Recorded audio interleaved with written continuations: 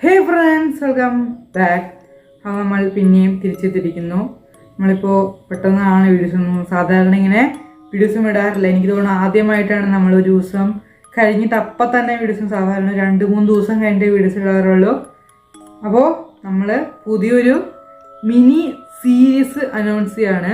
വേറെ ഒന്നുമല്ല, നമ്മൾ വീക്കെൻഡ്സിൽ കാണാൻ പറ്റുന്ന 2 മൂവീസാണ് നമ്മൾ നോക്കാൻ പോകുന്നത്. നമ്മൾ 5 എപ്പിസോഡാണ് നമ്മൾ പ്ലാൻ ചെയ്യുന്നത്. അപ്പോൾ നിങ്ങൾ ചെയ്യേണ്ട എത്ര ഉള്ളൂ, സപ്പോർട്ട് ചെയ്യുക, ലൈക്ക് ചെയ്യുക, ഷെയർ ചെയ്യുക. ഇത് ചിലപ്പോൾ ഷോർട്സ് ആയിരിക്കും, ലോങ് ആയിരിക്കും, മിക്കവാറും ലോങ് വീഡിയോസ് ആയിരിക്കും കൂടുതൽ വരാൻ സാധ്യതയുള്ളത്. അപ്പോൾ നമുക്ക് എന്തായാലും ഞാൻ പറഞ്ഞ് കൂടുതൽ ലാഗ് അടിപ്പിക്കുന്നില്ല, നമുക്ക് നേരെ വീഡിയോ ആരംഭിക്കാം. ആദ്യത്തെ മൂവിയാണ് ദ എൻഡ്. നിങ്ങൾ സെർച്ച് ചെയ്യുന്ന സമയത്ത് 2007 എന്നും കൂടി സെർച്ച് ചെയ്യുക.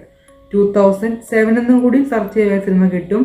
ഞാൻ എൻ്റെ കഥയും കാര്യങ്ങളൊന്നും പറയുന്നില്ല, നിങ്ങൾ നേരെ പോവുക, ഒന്ന് ചെക്കൗട്ട് ചെയ്ത് നോക്കുക. വേണമെങ്കിൽ ബേസിക് ആയിട്ടുള്ള ത്രെഡ് ഞാൻ പറഞ്ഞുതരാം. അതായത് ഒരാൾ ലിഫ്റ്റിലും അതേസമയം ആ നാട് മൊത്തം സോംബി ദുരന്തത്തിലാവുകയും അയാൾ ലിഫ്റ്റിൽ പെട്ടുകൊണ്ട് എങ്ങനെ ഈ സോംബികളെ മറികടന്നുകൊണ്ട് ആ ലിഫ്റ്റിൽ നിന്നും രക്ഷപ്പെട്ട് സോംബികളെ മറികടന്നുകൊണ്ട് അയാൾ എങ്ങനെ സർവൈവ് ചെയ്യണമെന്നാണ് നമ്മൾ ഈ സിനിമയിൽ കാണുന്നത്. ഒരു മണിക്കൂറിൻ്റെ അടുത്തേം കാണേണ്ട സിനിമയുള്ളൂ. പകുതി സിനിമയും സിനിമ ലിഫ്റ്റിലാണ് കഥ പറഞ്ഞു പോകുന്നത്. സിനിമയിൽ മെയിനായിട്ടൊരു നല്ല കാര്യമായിട്ട് തോന്നിയത്, എവിടെയും സിനിമയിൽ എനിക്ക് നായകനെ മാത്രം സിനിമയിൽ അധികം സമയം കാണിക്കുന്നുള്ളൂ.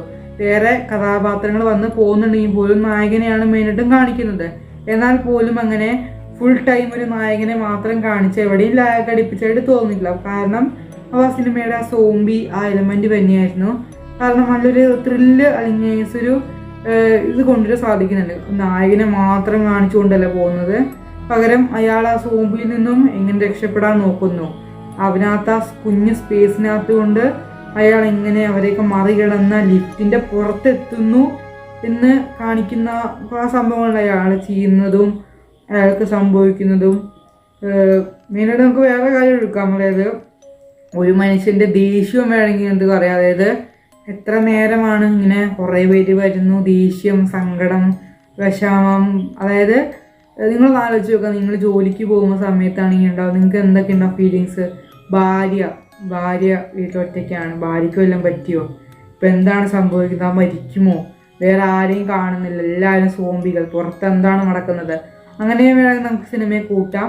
അപ്പോൾ നിങ്ങൾ കണ്ടു നോക്കുക, അടിപൊളി മൂവിയാണ്, ചെക്കൗട്ട് ചെയ്ത് നോക്കുക. The end 2007. അടുത്ത സിനിമയാണ് നോ വേ അപ്പ്. ഇതൊരു സർവൈവൽ മൂവിയാണ്. സിനിമയുടെ ഏറ്റവും നല്ലൊരു പോയിന്റ് എന്താണെന്ന് വെച്ചാൽ സിനിമ VFX ആണ്. എന്നാൽ പോലും എവിടെയും സിനിമയിലെ VFX എലമെന്റ് തോന്നുമില്ല. ഒരു പക്ക ഒറിജിനാലിറ്റി, അതായത് റിയാലിറ്റി സിനിമ കാണിച്ചു വരുന്നുണ്ട്.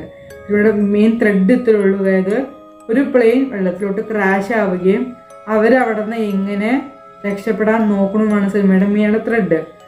സിനിമയെ കുറിച്ച് പറയുകയാണെങ്കിൽ VFXും കാര്യങ്ങളൊക്കെ അടിപൊളിയാണ്. പിന്നെ കഥാപാത്രങ്ങളെ ഡെവലപ്പ് ചെയ്തേക്കുന്ന രീതി എനിക്ക് ഏറ്റവും കൂടുതൽ സിനിമയിൽ നല്ല കാര്യമായിട്ട് തോന്നിയത് തന്നെയാണ്. കാരണം പെട്ടെന്ന് കാണിച്ചു പോകുന്നതിന് പകരം ഓരോ കഥാപാത്രങ്ങളുടെയും ആവശ്യവും അവരുടെ ഉദ്ദേശം എന്താണ്, ഈ ഫ്ലൈറ്റിൽ കയറിയതിൻ്റെ ആവശ്യം എന്താണെന്ന് മെയിനായിട്ട് കാണിക്കുന്നുണ്ട്. പ്രത്യേകിച്ച് ഒരു അമ്മൂമ്മ, ഒരു അപ്പൂപ്പൻ, ഒരു കുഞ്ഞു കുട്ടിയുടെയൊക്കെ കാണിക്കുന്നുണ്ട്. അവരുടെയൊക്കെ ഒരു മെയിനായിട്ട് കാര്യം കാണിക്കുന്നുണ്ട്. എന്തിനാണ് അവർ ഫ്ലൈറ്റിൽ കയറിയതെന്നും അങ്ങനെ എല്ലാവരുടെയും ഒരു ഇത് കാണിക്കുന്നുണ്ട്. ഫ്ലൈറ്റിൽ കയറി എന്തിനാന്നൊക്കെ കാണിക്കുന്നുണ്ട്.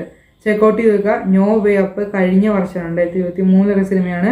ചെക്കൗട്ട് ചെയ്ത് വെക്കുക. അപ്പോൾ ഈ 2 സിനിമകൾ ചെക്കൗട്ട് ചെയ്ത് വെക്കുക, അടിപൊളി സിനിമകളാണ്. അപ്പോൾ നമ്മളിതിൻ്റെ ബാക്കി എപ്പിസോഡ്സൊക്കെ ഈ വരുന്ന വീക്കെൻഡ്സിലായിട്ട് ചെയ്യുന്നതായിരിക്കും.